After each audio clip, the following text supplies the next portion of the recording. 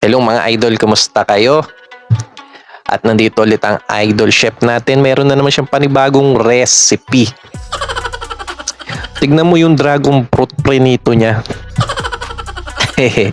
Mukhang may ginagawa na namang entertainment. Tignan mo, pagka-prito niya, dinurog niya. Tamang durog lang, puti yung bato niya, malinis. Oo, ayan, naglagay na siya ng asukal harina. Tamang halo-halo lang. Ano na naman kaya ang kalalabasan ng niluluto ng idol chef natin? Tignan mo, di ba yung dragon fruit na yan, walang lasa yan? Pag di mo nilagyan ng asin o kaya asukal, pag diretso mo kainin. Etong idol chef natin, tignan mo, nakaisip ng paraan. Niluto niya, dinurog niya, ngayon naman, nilamas-lamas niya. Ayan na, nakabuo na siya. Aha, ano na naman kaya ang gagawin ng idol chef natin dito? Ooh.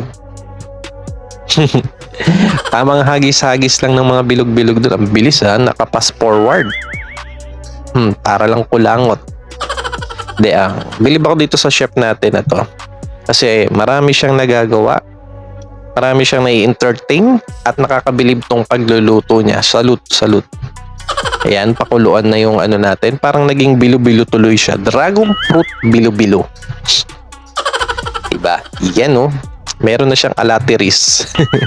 Nagmukhang alateris. Ayan na. Ayan na naman yung yelo. Nakita ko na naman yung yelo na yan na may tubig. Pampalambot nga daw yan. Sinabihan pa ako ng bubo. Para mabilis nga daw lumambot. Ayan na. Naglagay ano yan, mga iba't ibang klaseng iba't ibang kulay na gulaman tsaka sago. Andun na rin yung dragon fruit. Wow, parang dragon fruit ano sa malamig. Ayun, sa malamig ng idol natin. Galing nagawa niya ng paraan na, alam niyo ba yung dragon fruit na yan mga idol? Sikat na sikat yan dyan sa Tondo o sa Quiapo.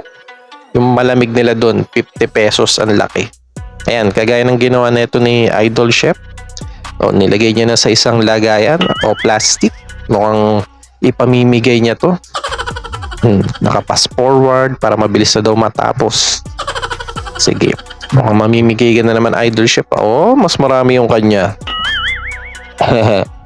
Ayan, pwede. Tapos kung gusto mong ilagay sa rep, pwede.